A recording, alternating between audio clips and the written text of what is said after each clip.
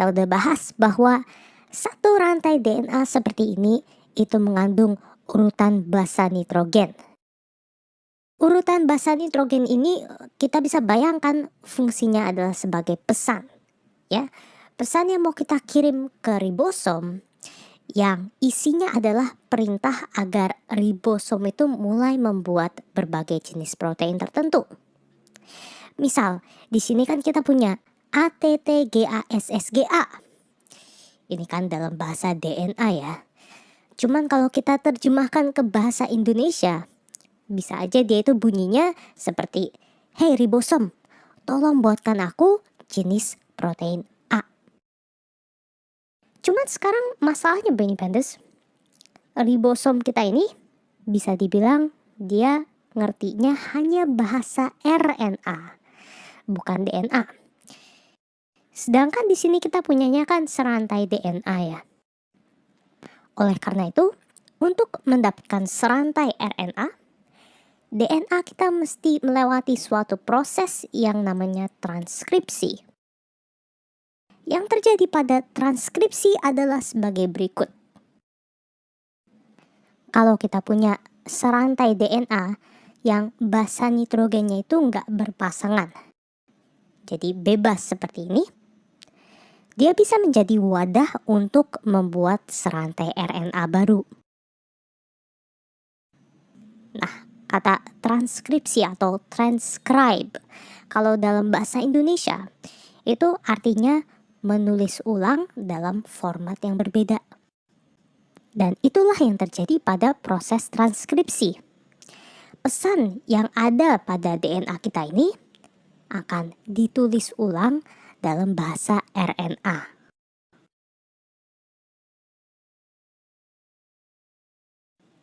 Jadi kalau pada DNA kan basa nitrogennya itu adenin, timin, guanin, dan sitosin. Kalau pada RNA, timinnya ini akan diganti dengan uracil. Jadi adenin, uracil, guanin, dan sitosin. Dan kalau kita mau ubah pesan DNA menjadi RNA, kita tinggal ingat bahwa adenin itu pasangannya dengan uracil dan guanin pasangannya dengan sitosin.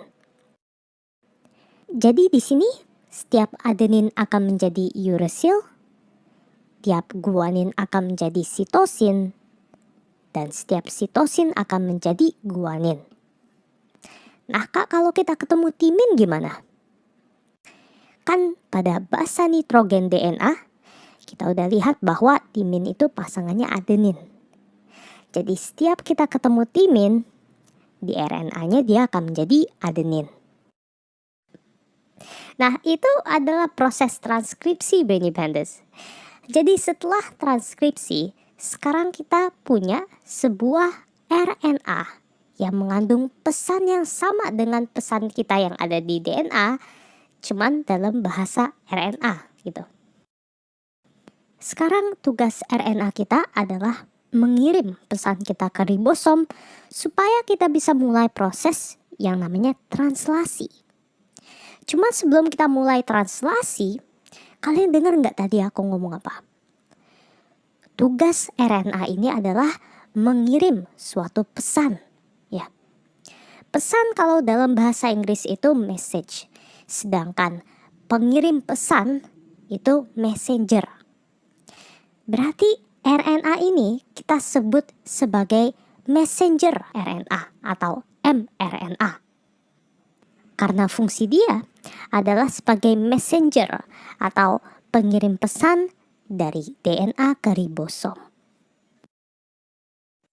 Oke Benny Pendes, sekarang kita mulai tahap translasi yang terjadi pada ribosom.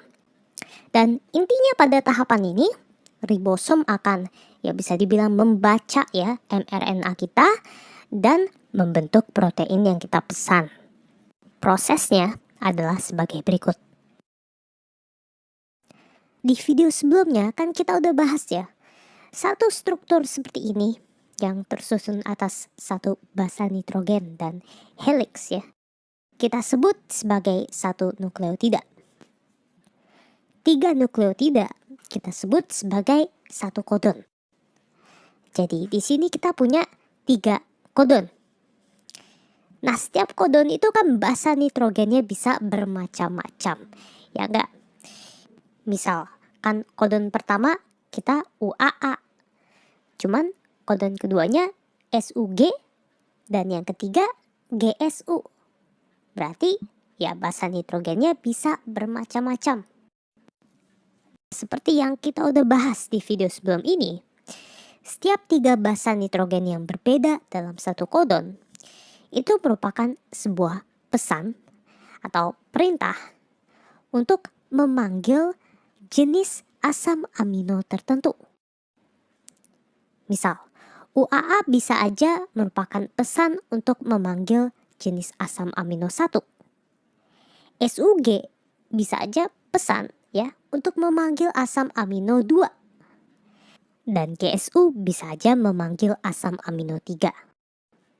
Asam amino ini, mereka tuh nggak sembarangan tiba-tiba melayang aja terus nempel ke kodon di mRNA kita ya. Mereka itu diantar sebenarnya. Mereka diantar oleh perantara yang kita sebut sebagai tRNA ya. Jadi bisa dibayangkan tiap asam amino ini akan menempel ke satu jenis tRNA. Dan kalau misal asam amino tersebut dipanggil oleh kodon mRNA kita, tRNA akan membawa asam amino tersebut dan menempel pada kodon mRNA yang memanggilnya. Dan kalau kita perhatikan, tiap tRNA itu memang mengandung 3 basa nitrogen yang merupakan pasangan dari basa nitrogen kodon mRNA yang memanggilnya. Misal, kan kodon pertama UAA. Berarti basa nitrogen pada tRNA pertama itu AUU. Kodon kedua kan SUG. Berarti di tRNA-nya itu GAS. Kodon ketiga itu kan GSU. Berarti pada tRNA-nya itu SGA. Jadi sesuai dengan aturan basa nitrogen RNA.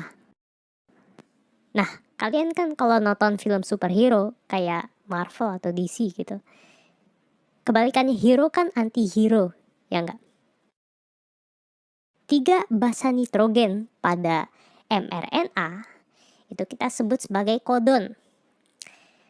Berarti pasangannya yang ada di tRNA kita sebutnya bukan kodon lagi, cuman antikodon ya, karena dia merupakan pasangannya kodon. Oke, Brainy Pandas, setelah melalui fase translasi, sekarang kita udah punya satu rantai asam amino. Satu rantai asam amino adalah satu polipeptida atau protein. Itu, Brainy Pandas, adalah proses translasi. Ya, dan sekarang kita udah punya sebuah protein yang bisa dimanfaatkan oleh tubuh kita. Nah, semua ini ya Brainy Pandas, dari transkripsi ke translasi, kita sebut sebagai proses sintesis protein. Jadi, sintesis itu artinya membuat ya. Jadi, sintesis protein itu proses membuat protein yang terdiri dari tahapan transkripsi dan translasi.